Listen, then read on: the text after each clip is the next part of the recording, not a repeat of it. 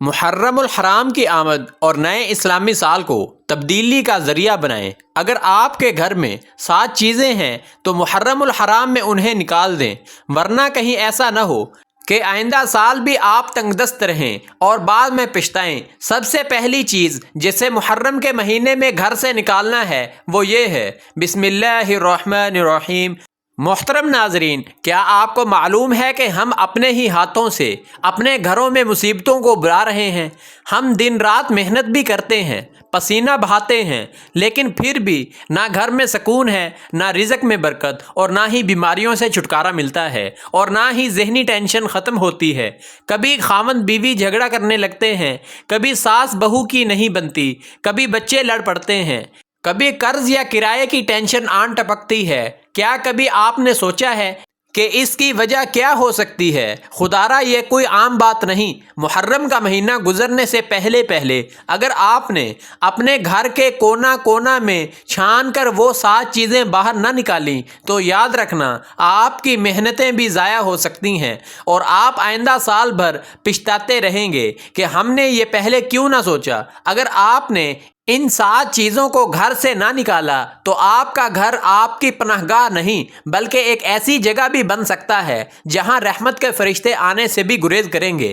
میں آپ کو آج وہ 7 چیزیں بتانے والا ہوں جو آپ کے رزق کے دروازے بند کر رہی ہے۔ بہت سے لوگ ان چیزوں کو گھر کی زینت سمجھتے ہیں، لیکن حقیقت میں یہی آپ کی غربت اور بدبختی کی جڑ بن جاتی ہے۔ اگر آپ چاہتے ہیں کہ آنے والا پورا سال آپ کا گھر رحمتوں کا گہوارہ بن جائے تو اس ویڈیو کو ایک لمحے کے لیے بھی سکپ مت کیجیے گا، بلکہ مکمل 7 چیزوں کا علم لازمی حاصل کریں جو آپ نے اپنے گھروں سے نکالنی ہے، کیونکہ ان میں ایک ایسی چیز اگر آپ کے گھر میں رہ گئی تو آپ کی تمام برکتوں اور نیکیوں کو ختم کر سکتی ہے۔ ناظرین کرام، آخر وہ 7 چیزیں کون سی ہیں اور انہیں کیسے گھر سے نکالنا ہے، یہ جاننا آپ کے لیے بہت اہم ہے۔ ناظرین، پہلی چیز جو ہمارے گھروں سے رحمت کے فرشتوں کو دور کر دیتی ہے وہ ہے جانداروں کی تصویریں اور مجسمے۔ آپ غور کریں، ہم نے دیواروں پر، الماریوں پر، یہاں تک کہ موبائل فون کی سکرینوں پر بھی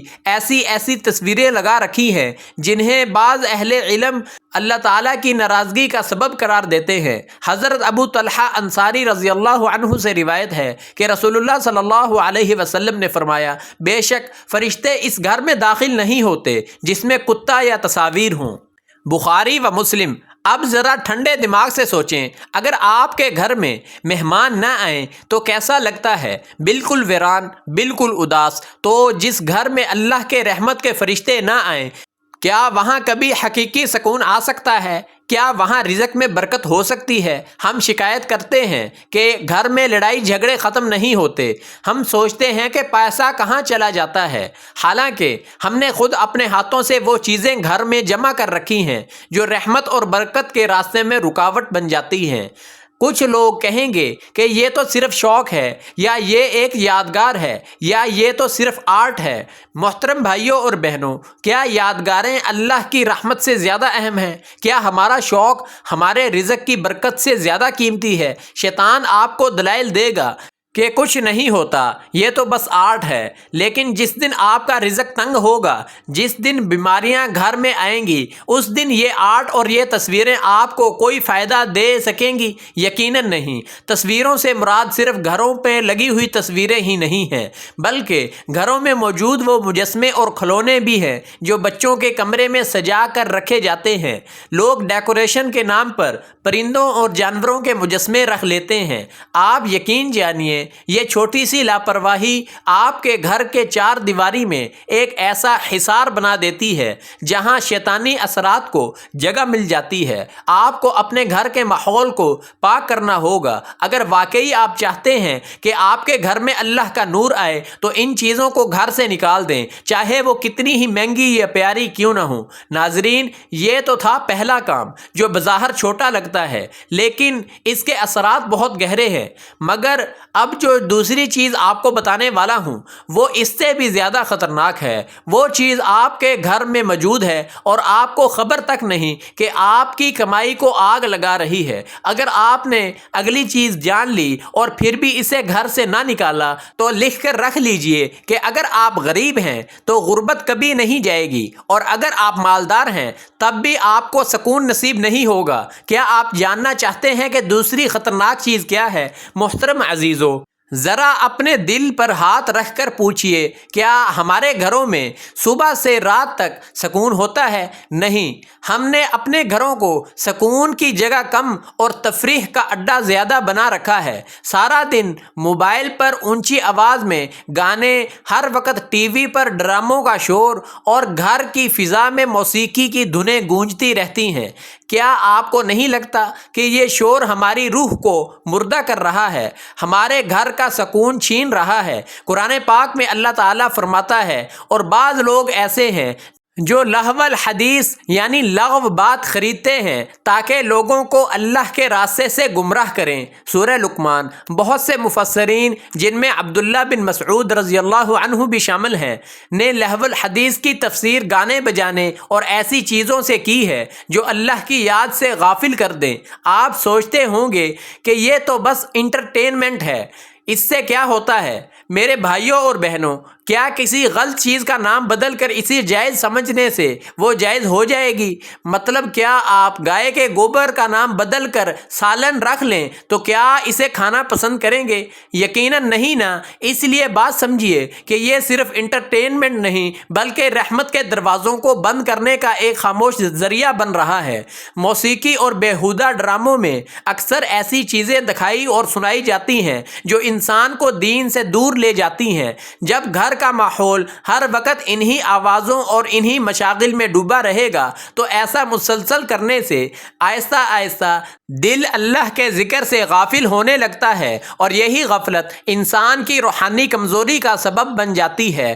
پھر اگر آپ چاہے لاکھوں روپے بھی کما لیں تب بھی آپ کو کبھی ذہنی سکون نصیب نہیں ہوگا، کیونکہ سکون کا تعلق تو آپ کی روح کے ساتھ ہے نہ کہ جسم کے ساتھ۔ اس لیے جب تک روح کو آپ ایسی بدگوئی سے پاک نہیں کریں گے تو سکون کیوں کر نصیب ہوگا؟ میرے محترم ناظرین، آپ کو ایک ایسی بات بتاتا ہوں جو شاید آپ نے پہلے کبھی نہ سنی ہو۔ جس گھر میں ہر وقت موسیقی چلتی رہے وہاں رہنے والوں کے دلوں سے نیکی کی تڑپ کم ہونے لگتی ہے۔ آپ کا بچہ نماز سے غفلت برتنے لگے گا، آپ کی اولاد آپ کی بات کم سنے گی، کیونکہ ان کے کانوں میں اللہ کا کلام نہیں بلکہ دوسری آوازیں مسلسل گونج رہی ہوں گی۔ آپ خود بتائیں، جس گھر میں ہر وقت یہی ماحول ہو وہاں اللہ کی رحمت کے فرشتے کیسے آئیں گے؟ اس لیے میری التجا ہے کہ آج ہی اپنے گھر کا ماحول بدل کر دیکھیں۔ صرف ایک دن کے لیے ٹی وی بند کر دیں، گانے بند کر دیں، اور ان کی جگہ کسی قاری کی تلاوت یا کوئی اچھی اسلامی گفتگو لگا کر دیکھیں۔ آپ خود محسوس کریں گے کہ گھر کی فضا میں کیسا سکون آ گیا ہے۔ میرے عزیزو، یہ شور جو ہم نے اپنے گھروں میں پال رکھا ہے ہماری زندگیوں کے سکون کو کھا رہا ہے۔ آپ جتنی مرضی محنت کر لیں، جتنا چاہیں پیسہ کما لیں، اگر گھر کا ماحول خراب ہے تو یہی پیسہ بیماریوں، ہسپتالوں کے چکروں اور پریشانیوں میں خرچ ہوتا چلا جائے گا۔ پھر یہ دولت آپ کے کسی کام نہیں آئے گی بلکہ بعض اوقات آپ کے لیے مزید آزمائش بن جائے گی۔ ناظرین، یہ تو دوسری چیز تھی جو ہمارے گھروں کو بے برکت بنا رہی ہے، لیکن اب جو تیسری چیز میں آپ کو بتانے والا ہوں وہ ایک ایسی بلا ہے جو گھر کے سربراہ کے ہاتھوں سے رزق کو اس طرح چھین لیتی ہے جیسے چھلنی سے پانی نکل جاتا ہے۔ آپ کو پتہ بھی نہیں چلے گا اور آپ کا بینک بیلنس ختم ہوتا چلا جائے گا۔ کیا آپ جانتے ہیں کہ وہ تیسری چیز کیا ہے جو رزق کی برکت کو ختم کر دیتی ہے؟ ویڈیو کے اس حصے کو بالکل نہ چھوڑیں، کیونکہ اگلی چیز کا کرنا آپ کی جیب پر براہ راست اثر ڈال سکتا ہے۔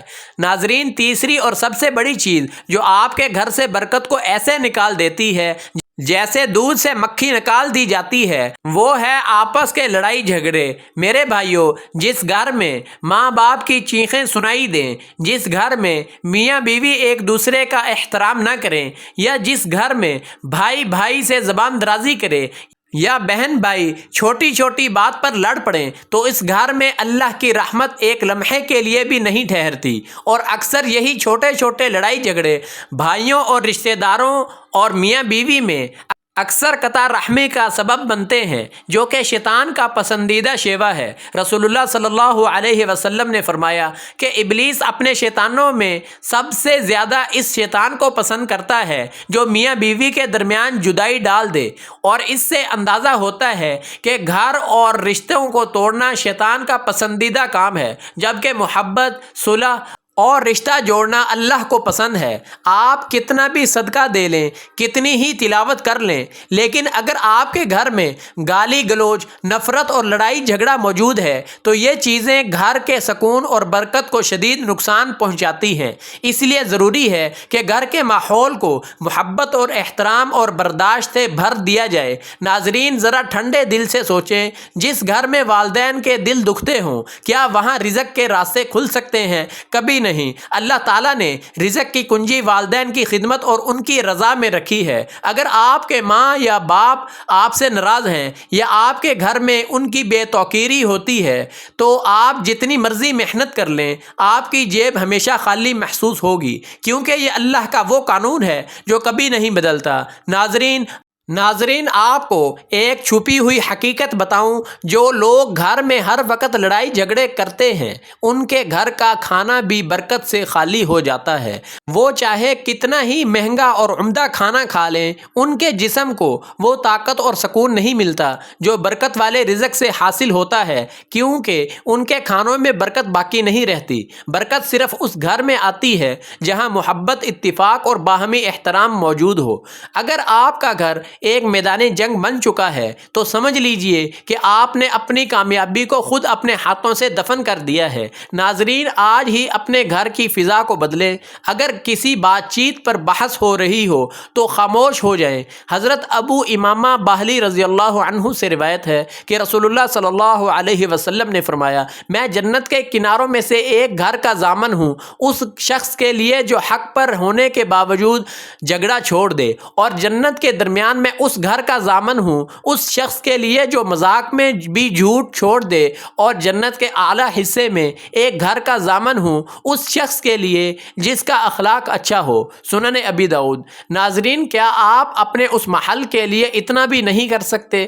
ہم اپنی انا، اپنی ایگو کے پیچھے اپنے ہی گھر کو برباد کر رہے ہیں۔ آج ہی عہد کریں کہ گھر میں اونچی آواز نہیں ہوگی، زبان سے تلخی نہیں نکلے گی، اور ہر رشتہ دار کا ادب و احترام کیا جائے گا۔ یاد رکھیں، جب آپ رشتوں کو جوڑیں گے تو اللہ تعالیٰ آپ کے لیے رزق اور خیر کے دروازے خود بخود کھول دے گا۔ دوستو، یہ تو تھا لڑائی اور جھگڑوں کا وہ عذاب جو آپ کے گھروں کی برکتوں کو ختم کر رہا ہے، لیکن اب جو چوتھی چیز میں آپ کو بتانے والا ہوں وہ اس سے بھی زیادہ خطرناک ہے، کیونکہ وہ آپ کے رزق کو حرام نہیں تو کم از کم بے برکت ضرور بنا دیتی ہے۔ وہ ایک ایسی چیز ہے جو ہم میں سے بہت سے لوگ انجانے میں کرتے ہیں اور پھر حیران ہوتے ہیں کہ ہماری دعائیں قبول کیوں نہیں ہوتی۔ کیا آپ جاننا چاہتے ہیں کہ آپ کی کمائی کو بے برکت بنانے والی وہ چوتھی چیز کون سی ہے؟ ناظرین، رسول اللہ صلی اللہ علیہ وسلم نے فرمایا، بے شک اللہ پاک ہے اور وہ پاکیزگی کو پسند کرتا ہے۔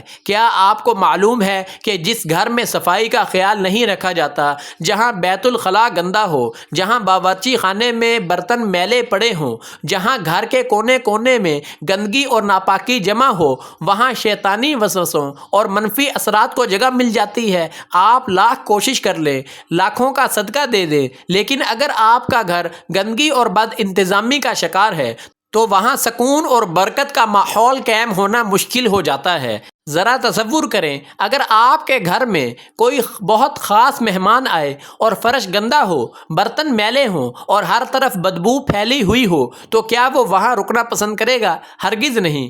پھر ہمیں کیوں لگتا ہے کہ رحمت، سکون اور خیر ایسے ماحول میں آسانی سے قائم رہ سکتے ہیں؟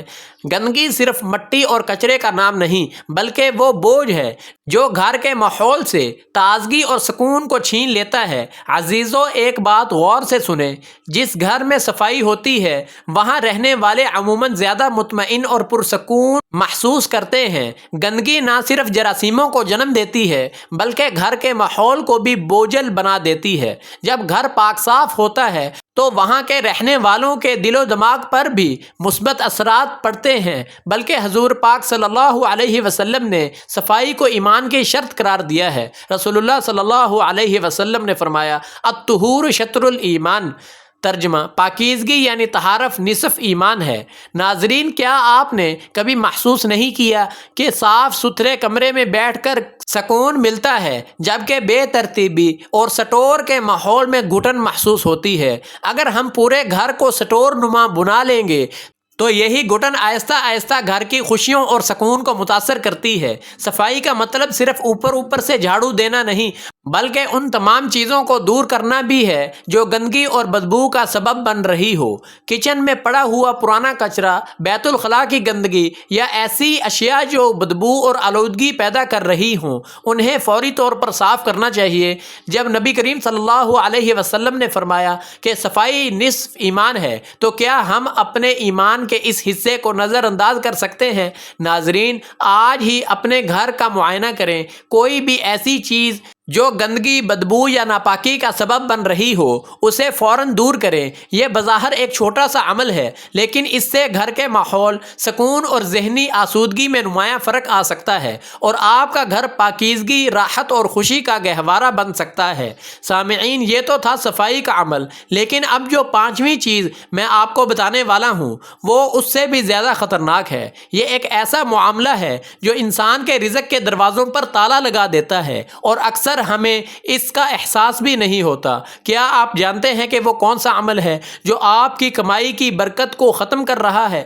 میرے محترم عزیزو، پانچویں اور سب سے خطرناک چیز جو آپ کے گھر میں برکت کو جڑ سے اکھاڑ پھینکتی ہے وہ ہے آپ کی آمدنی کا ذریعہ۔ اللہ تعالیٰ نے ہمیں حکم دیا ہے کہ پاک اور حلال رزق کھاؤ۔ اللہ تعالیٰ قرآن پاک میں فرماتا ہے، اے لوگو، زمین میں جو حلال اور پاکیزہ چیزیں ہیں ان میں سے کھاؤ اور شیطان کے نقش قدم پر نہ چلو۔ یہاں اللہ پاک نے لوگوں کہہ کر ارشاد فرمایا ہے، یعنی یہ نہیں کہا کہ مومنوں یا مسلمانوں، بلکہ لوگوں میں وہ سب لوگ شامل ہیں جو انسان کہلاتے ہیں۔ اگر آپ کا پیسہ سود، جھوٹ، ملاوٹ، دھوکے یا کسی کا حق مار کر حاصل ہو رہا ہے تو یقین مانیے آپ اپنے ہی ہاتھوں سے اپنے گھر کی برکتوں کو نقصان پہنچا رہے ہیں۔ آپ لاکھ محنت کر لیں، کتنی ہی بڑی نوکری یا کاروبار کر لیں، لیکن اگر رزق میں حرام یا مشکوک کمائی شامل ہو جائے تو وہ مال سکون کی بجائے پریشانیوں کا سبب بن سکتا ہے۔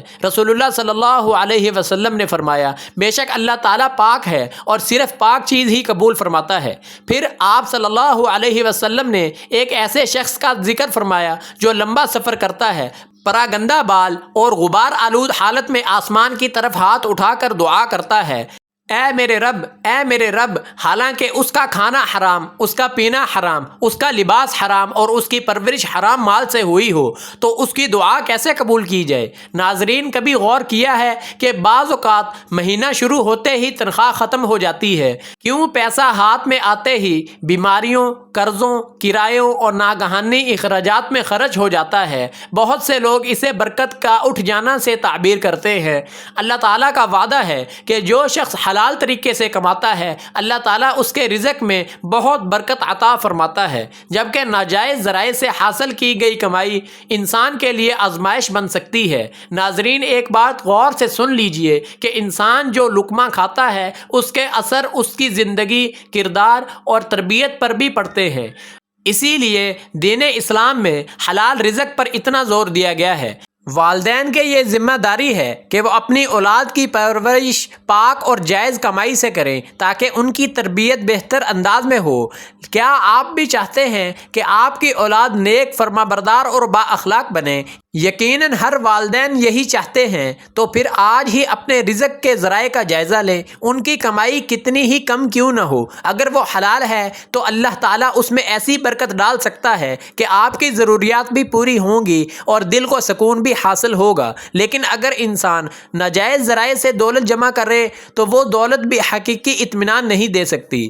اپنے گھر کے اخراجات اور آمدنی کا جائزہ لیجئے، دیکھیے کہ کہیں ہم سودی معاملات میں تو مبتلا معاملہ نہیں، کیونکہ ایک حدیث جو کہ حضرت جابر بن عبداللہ رضی اللہ عنہ روایت کرتے ہیں کہ رسول اللہ صلی اللہ علیہ وسلم نے سود کھانے والے، سود کھلانے والے، سودی معاملہ لکھنے والے اور اس پر گواہی دینے والوں پر لعنت فرمائی ہے اور فرمایا یہ سب گناہ میں برابر ہیں، مسلم شریف۔ اسی طرح ایک اور جگہ رسول اللہ صلی اللہ علیہ وسلم نے فرمایا سود کے 73 درجے ہیں، ان میں سب سے ہلکا گناہ ایسا ہے جیسے کوئی شخص اپنی ماں کے ساتھ زنا کرے۔ اللہ اکبر، سنن ابن ماجہ۔ ناظرین، آپ صلی اللہ علیہ وسلم کی اتنی سخت وعید کے بعد ضرور ایک نظر غور سے جائزہ لیں کہ کہیں کاروبار میں جھوٹ، دھوکہ یا خلاف ورزی تو نہیں کر رہے۔ یہ بظاہر چھوٹی غلطیاں انسان کی زندگی اور گھر کے سکون پر گہرے اثرات ڈال سکتی ہے۔ ناظرین، آج ہی اللہ تعالیٰ کے حضور سچے دل سے توبہ کریں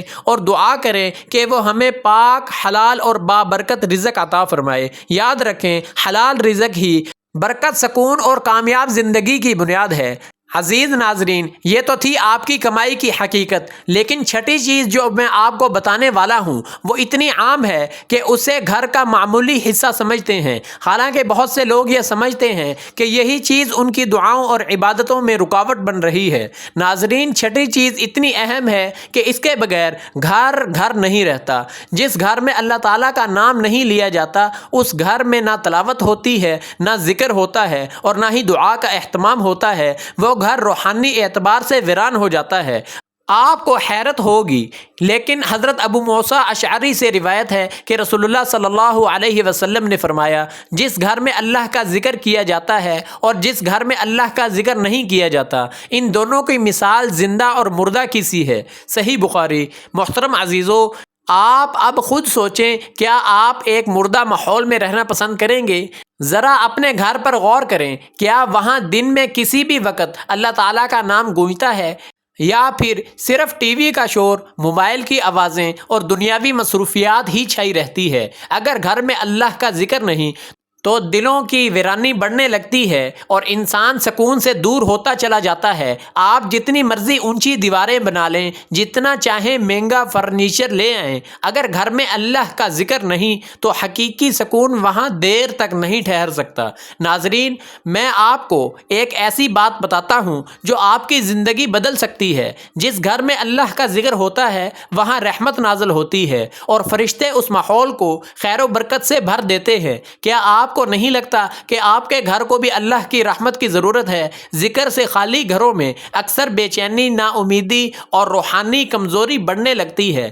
کیا آپ واقعی چاہتے ہیں کہ آپ کا گھر ان کیفیتوں کا شکار رہے؟ یقیناً نہیں۔ ذکر کا مطلب یہ نہیں کہ آپ گھنٹوں بیٹھ کر تسبیح ہی پڑھتے رہیں، بس اپنے گھر میں اللہ کا نام زندہ رکھیں۔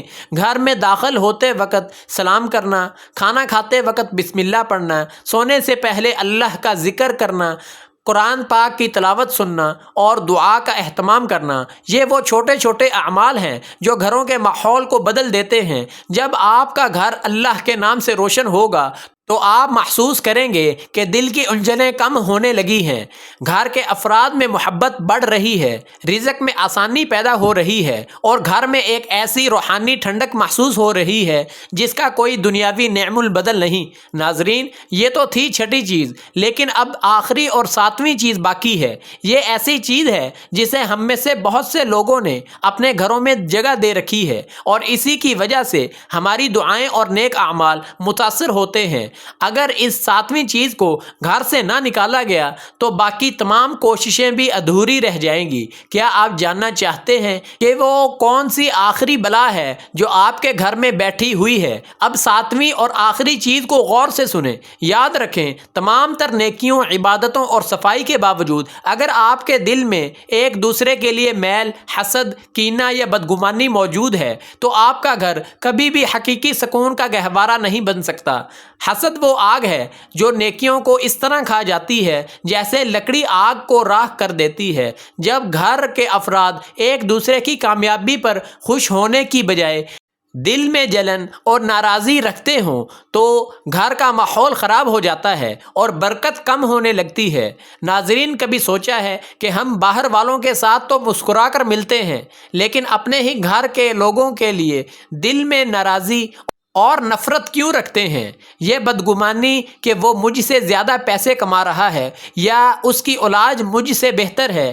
ایسی سوچیں انسان کے اپنے سکون کو برباد کر دیتی ہیں۔ یاد رکھیں، جو شخص دوسروں کی خوشی میں خوش نہیں ہو سکتا وہ خود بھی حقیقی اطمینان سے محروم رہتا ہے۔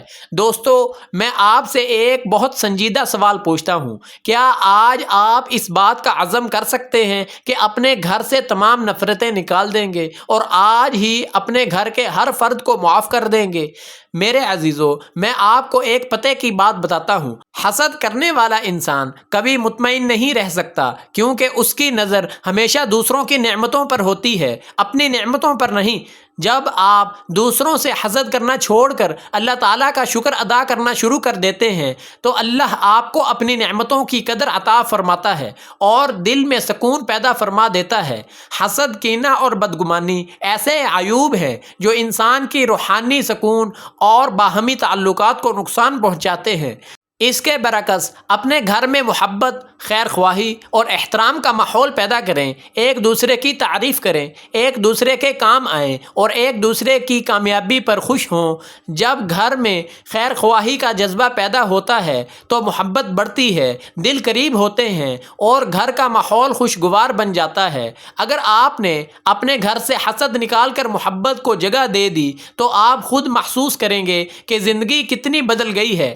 گھر میں برکت کا احساس بڑھے گا، تعلقات مضبوط ہوں گے، دلوں کو سکون ملے گا اور وہ بے چینی ختم ہونے لگے گی جس سے آپ شاید برسوں سے پریشان تھے۔ محترم ناظرین، یہ تھی وہ 7 چیزیں جن کے بارے میں ہم نے آج بات کی، لیکن یاد رکھیں، صرف سن لینا کافی نہیں بلکہ ان باتوں پر عمل کرنا زیادہ ضروری ہے۔ آج ہی اپنے گھر اور اپنے دل کا جائزہ لیں، اپنی غلطیوں کی اصلاح کریں، محبت، صفائی، اچھے اخلاق اور اللہ کے ذکر کو اپنی زندگی کا حصہ بنائیں اور اپنے گھر کو سکون، برکت اور خیر کا گہوارہ بنانے کی کوشش کریں۔ محترم سامعین، اگر آپ کو لگتا ہے کہ یہ 7 باتیں اور 7 تلخ حقائق آپ کے لیے فائدہ مند ثابت ہوئے ہیں اور آپ نے محرم میں ان کو اپنی زندگی سے نکالنے کا فیصلہ کر لیا ہے تو اس ویڈیو کو اپنے گھر والوں اور دوستوں کے ساتھ زیادہ سے زیادہ ضرور شیئر کریں۔ ہو سکتا ہے آپ کا ایک شیئر کسی پریشان حال گھر میں سکون واپس لے آئے، کسی کو اپنی اصلاح کا موقع دے دے یا کسی کے گھر میں خیر کی ایک نئی شمع روشن کر دے۔ اب آخر میں اللہ تعالیٰ سے دعا ہے کہ وہ آپ سب کے گھروں کو ہر قسم کی آفت، مصیبت اور پریشانی سے محفوظ رکھے، آپ کے رزق میں برکت عطا فرمائے، آپ کے دلوں میں محبت اور اتفاق پیدا فرمائے اور آپ کے گھروں کو سکون، رحمت اور خوشیوں سے بھر دے۔ ہمیں ایمان پر قائم رکھے، اس اسلامی سال کو ہماری تبدیلی کا ذریعہ بنائے۔ آمین ثم آمین یا رب العالمین۔